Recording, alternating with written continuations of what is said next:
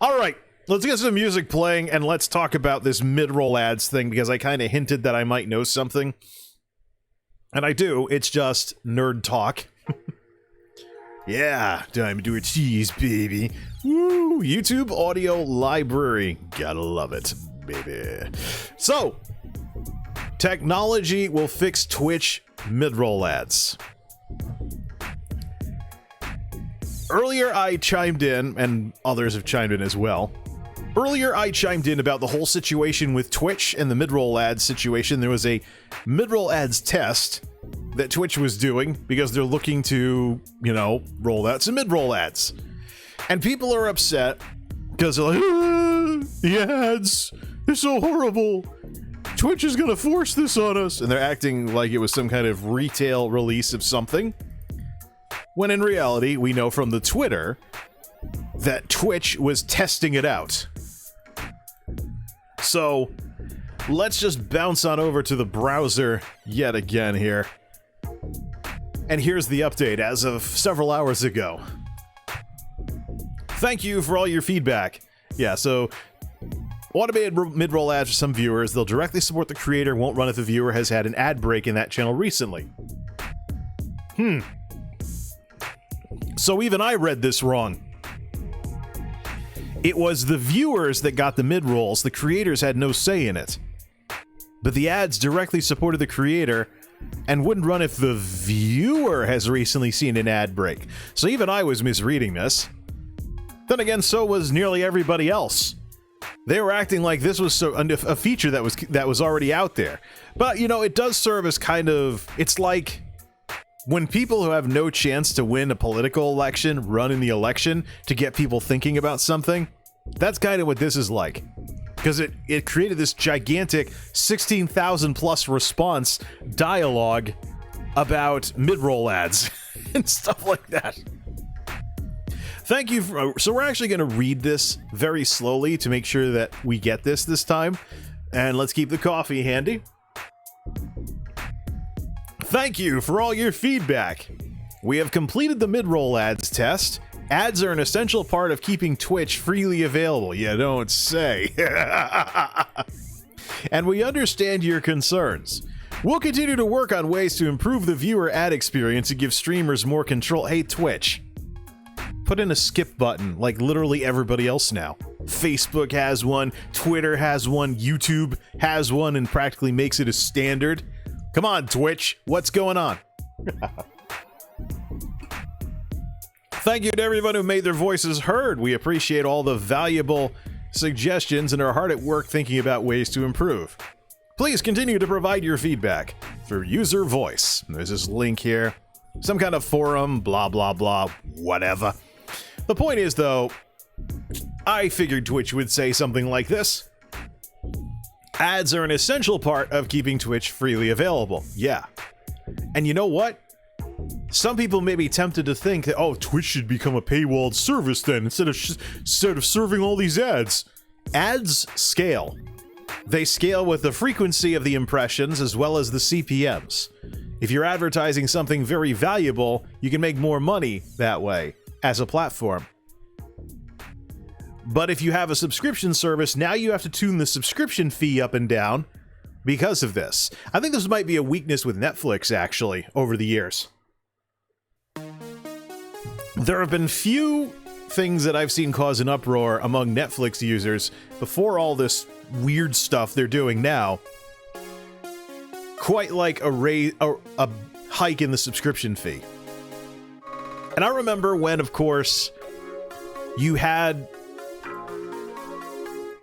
It wasn't just this whole thing with Netflix as well, but I remember specifically very early on when Hulu first started becoming big, and people were like, why do you pay for a Hulu service and still have to watch ads? Well, the business side of it makes sense once you learn about it.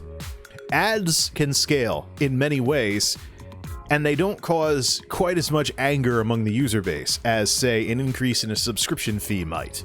So that's why I have to wonder about some of these sub-services that exist on YouTube and Twitch Turbo and stuff like that, YouTube Premium.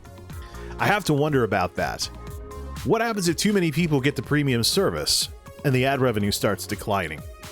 So that's the sort of thing that I scratch my head about. But that's it. These platforms do not run on spit and elbow grease. And I was wondering when somebody was going to mention this. And here's Twitch. Ads are an essential part of keeping Twitch freely available. If Twitch was a pay service, whenever there were revenue issues, they'd have to look at increasing the subscription fee. And then we're back to cable television all over again. A lot of times when, for example, your cable bill goes up, it's not just stuff within the cable company that is driving that. It could also be things like programming fees and fees that content creators charge the cable networks in order to have their shows in their lineup and stuff like that. So if we have Twitch become a total pay service, now you've got a situation where whether people like Twitch or not is dependent on that paywall fee. How much does it cost to be a Twitch member? And we've already seen with Netflix that going to all subscriptions can sometimes mean that the emotions of your user base is 100% dependent upon what the current price of your service is.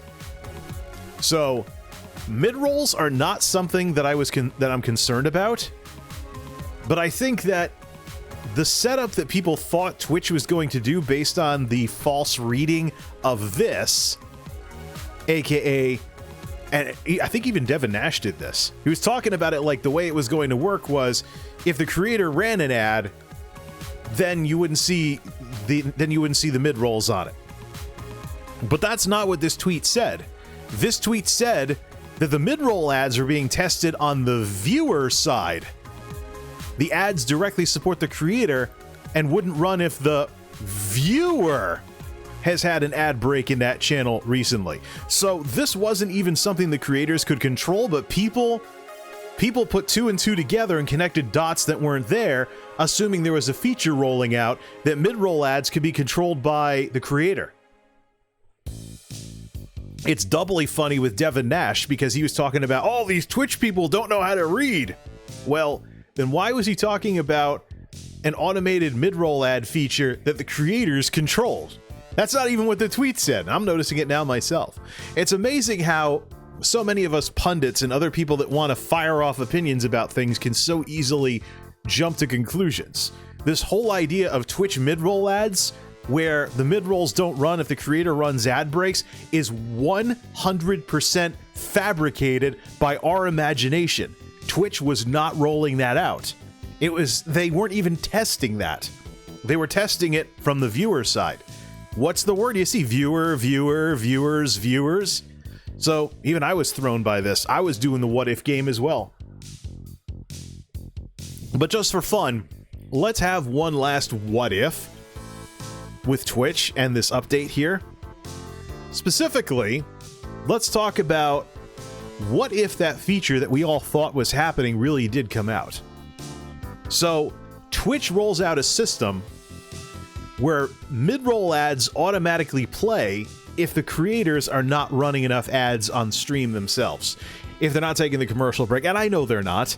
It's one of the fundamental weaknesses of Twitch versus YouTube right now. YouTube has midrolls, and they also have evergreen content all over the place, so they can fund stuff through midroll ads that play on all the evergreen stuff. Streaming is the new feature over there, and I highly doubt, based on my experiences with YouTube streaming so far, that YouTube, in any way, shape, or form, is making tons of money off of streaming. My experience nearly universally with YouTube streaming has been that during the stream, my stream will get demonetized, even though I'm doing content like this, talking about stuff. Not very ad unfriendly or anything like that. And then the demonetization goes away when the stream turns into a YouTube video and finishes all the extended processing that streams get versus regular videos. So after the fact, maybe the chat saves or something like that. And that's basically it. So that's something I've been scratching my head at or rolling my eyes at. That here I am streaming and I get demonetized. And my videos don't get demonetized. Next to none of them do. I don't do edgy, angry content like that. So what I'm doing on stream so far on YouTube is not that different than what I'm making videos about. And yet it's the streams getting demonetized, and only for the duration until the extended processing is complete on the stream becoming a YouTube video. Excuse me. And then it turns green again. Darn coffee. So that's the thing. Literally the exact same content demonetized as a stream, perfectly fine for ads as a video. I know, right? So that's what doesn't add up there. Same exact content demonetized. And don't forget, folks, demonetization is not YouTube running away with all the ad revenue. The original name for monetization and demonetization was YouTube ad revenue sharing, because that's what it is. You're sharing ad revenue with YouTube. So if YouTube demonetizes something, they're not showing ads. They lose their ad revenue as well as you losing your ad revenue. So anything that gets demonetized is not a moneymaker for YouTube. So all these streams that are getting false positive demonetized, like some of the ones I do, YouTube's not making money off of that, but they have the ability to make lots of money off of the evergreen content that exists on the platform, the regular videos. Twitch does not have that. And that's one of the reasons why they're probably playing around with this. Live streaming is Twitch's bread and butter. So they have to focus on this. They have to find a better way to monetize the streams. But let's play along. Let's pretend that nearly every commentator out there talking about Twitch midrolls didn't misread this tweet, including Devin Nash, including myself. And let's pretend that we were all right, that Twitch actually was rolling out something to be used for midrolls, where if you didn't run enough ads as a streamer who monetizes, Twitch would run midrolls for you at various points in your content, or various points in your stream. This would only be the sort of thing that would need to exist because Twitch's technology was objectively inferior. Twitch is under Amazon versus YouTube being under Google. YouTube has way more creepy uncle algorithm technology than Twitch does. Now, you want to see what could solve this problem without creating the horror scenario that so many of us thought was going to happen? Let's switch over to my YouTube channel here. Here we go, MultimediaJay on YouTube. Now, you can't see it because the search box closed, but we're just going to type it in again. Here is what happens when you search for Devin Nash on my YouTube channel. I don't think it's going to display again because that's what I was already on. Yeah, I reloaded the page. If you search for Devin Nash on my YouTube channel, you're going to see a couple of videos from the Radio Style series. The new one, this one. Stuff that's come over from Twitch. Now, I have never explicitly made any kind of video reaction to Devin Nash, and I don't even think I've ever included him in the metadata. Why you're seeing stuff here, though, is because of YouTube's deep scanning technology. YouTube, aka Creepy Uncle Algorithm, has a deep scanner. And it will scan your videos for, do you talk about Devin Nash? Do you display Devin Nash in text, like I did in this streamer's discoverability and evergreen feedback loops thing? So, and then that's why there are search results if you search for Devin Nash on my channel. Whoops! That's why there are search results. That's why things show up if you search for, like, streamers on here. So, importance of context and Twitch discipline. I don't think I've ever even had Devin Nash as a tag. I could be wrong. But some of these I know are responses to Devin Nash, and I don't think that I've ever actually made a direct video response to him. I might have mentioned him, and in the case of the streamer Evergreen Feedback Loop project with the Twitchy the Talent Moocher spreadsheet, Devin Nash, you can see in the thumbnail, very tiny print, is one of the folks that is mentioned text-wise in the spreadsheet that I show in the video. And notice how it's result number 1. YouTube's deep scanners picked up that I was talking about Devin Nash, and therefore there's an SEO component here. I could have some fun with this. I've never done a direct response to Asmongold before either. What happens if I type some other folks in my own search box? I don't agree with no self-promotion. Okay, I have explicitly mentioned SFan before, so SFan Stream Break. Talking about all of that. But here's what happens when I search for Asmongold. Oh! Yeah, I did. He's in the description here. Classic WoW versus Modern WoW. About the Dr. Disrespect thing. Mixer's golden moment. The hard numbers. Mizkif has the right idea. Classic WoW versus Modern WoW. So this is what happens when I mention when you search for Asmongold on my YouTube channel. You actually get a couple of World of Warcraft videos. Some of which basically do not mention Asmongold whatsoever. But Asmongold is associated with WoW and WoW Classic. So the algorithms put 2 and 2 together. So, but that's the thing. So this deep scanner technology is out there, and I think Google's leading the way on it. But let's suppose Twitch had this kind of deep scanner technology that was monitoring your streams. This system that people thought would exist wouldn't have to be as random as people think. So here's how it would work. Let's suppose Twitch and Amazon had technology similar to Google and YouTube. They roll out a deep scanner that scans your stream. And when you go AFK, and the system detects that you have just a chair on stream, it goes to an ad break. And it keeps showing ads until you come back. When it detects that you're back in your chair again, it stops after the next ad, or maybe you have a skip button or something that you can hit to skip the rest of the ad and start the stream back up. There's actually a product that just came out called NVIDIA Studio. Let's bring that up here. NVIDIA Studio is a new software hardware platform utilizing technology to make creative work easier and more efficient. Dedicated drivers, etc., studio drivers, RTX Studio, etc. I think I'm looking at something else here. But NVIDIA just came out with something that lets you green screen without a green screen. NVIDIA GPUs create at the speed of imagination. I think that's something else. Harris Heller, NVIDIA green screen will probably give me some YouTube results. NVIDIA broadcast, that's what I'm looking for.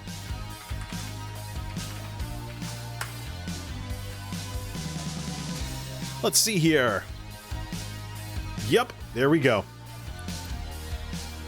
NVIDIA GPUs, we can shut that down. Create at the speed of imagination. Close that down. That should black it out and change it to this. NVIDIA Broadcast app out now, turning any room into a home studio on GeForce RTX GPUs. The world of live streaming has expanded rapidly this year. Twitch has seen an 89% increase in the number of streamers, unfortunately, while viewership is up 56%. Even NVIDIA's not letting Twitch off the hook.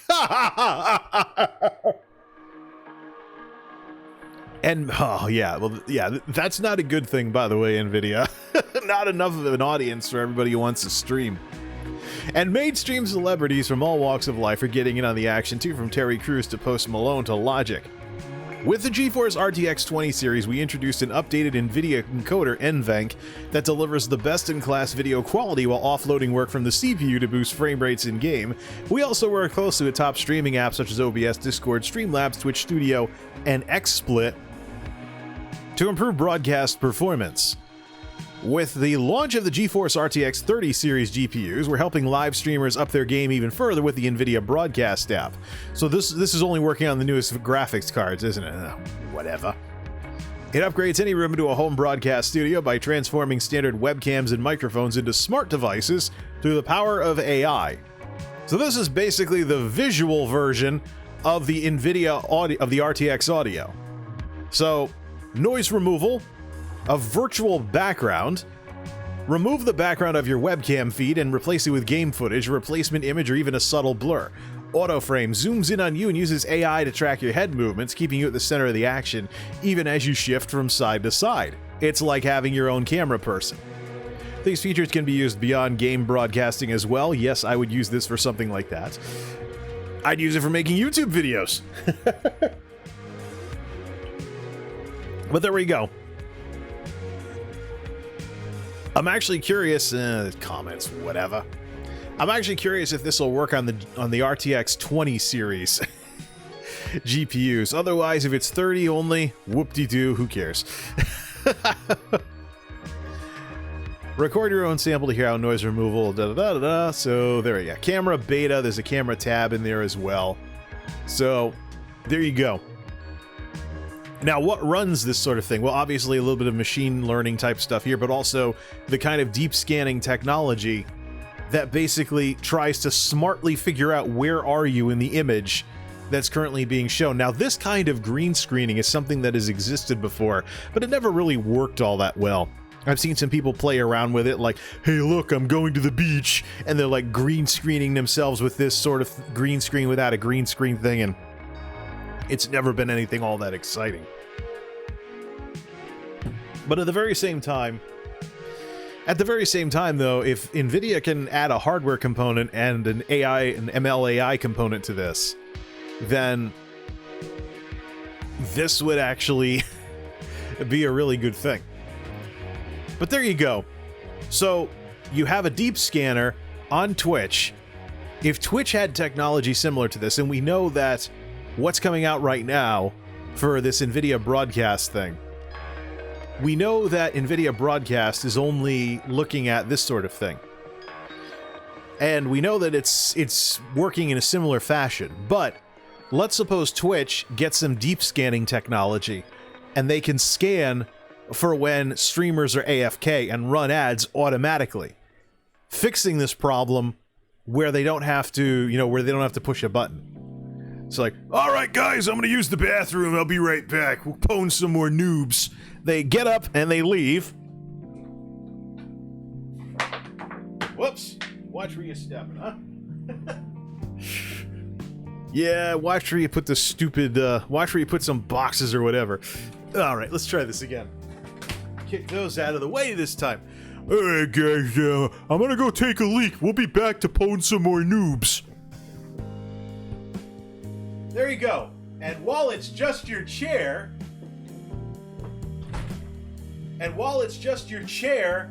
the system detects this and it runs ads. There you go.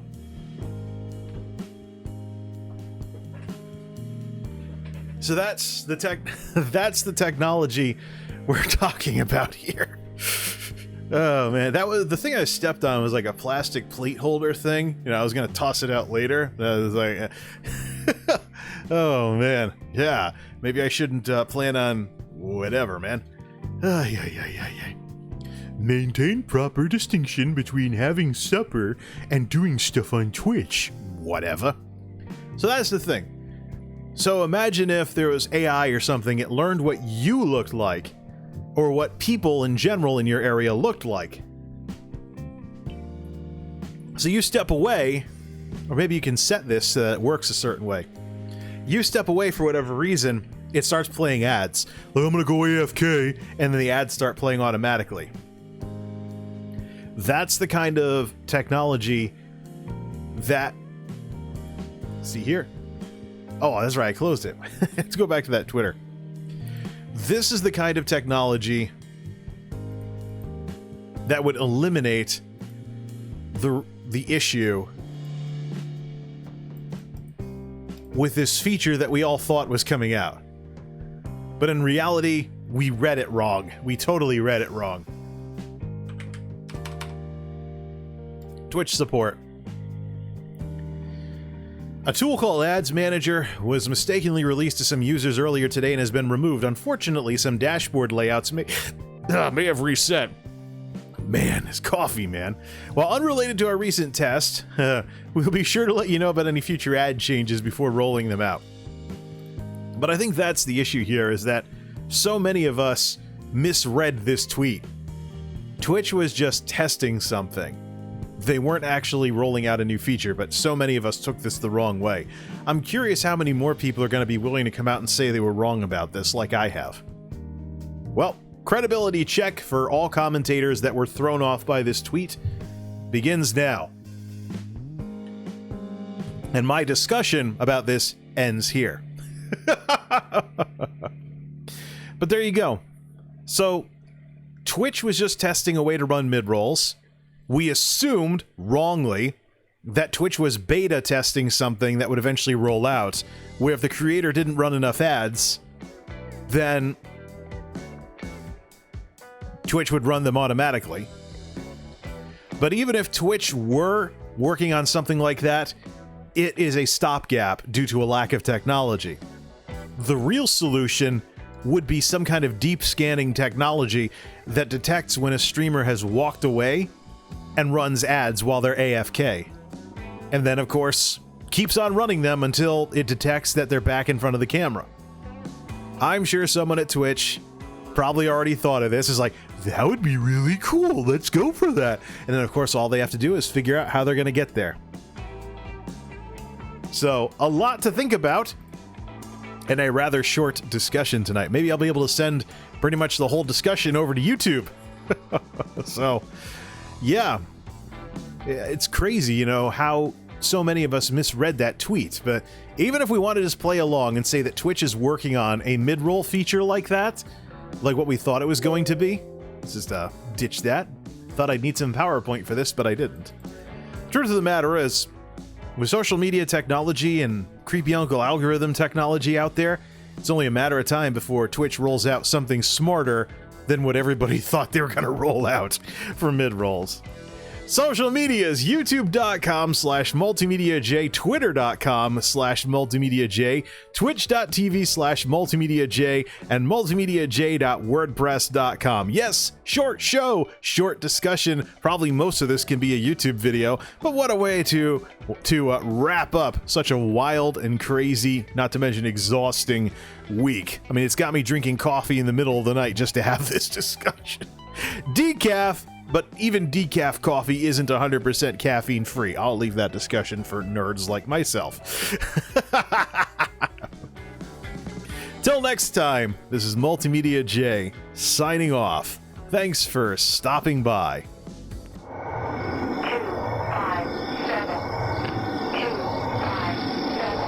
257. MultimediaJay radio style.